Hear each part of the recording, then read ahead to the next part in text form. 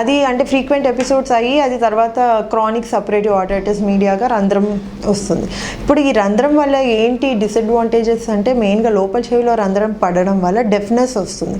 అంటే చిన్నపిల్లలకి డెఫ్నెస్ రావచ్చు, చిన్నపిల్లల్లో కానీ పెద్దవాళ్ళలో కానీ.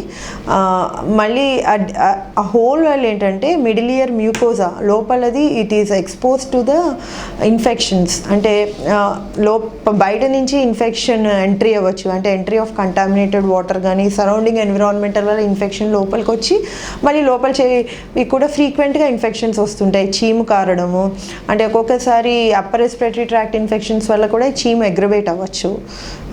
సో ఈ రంధ్రం అనేది ట్రీట్మెంట్ ఏంటంటే క్లోజర్ ఆఫ్ ద పర్ఫరేషన్, అంటే పెర్ఫరేషన్ని క్లోజ్ చేయాలి. దానికి ఏంటి సర్జరీ అంటే మిరింగోప్లాస్టీ ఆర్ టింపనోప్లాస్టీ అనే టెక్నిక్స్ ఉన్నాయి.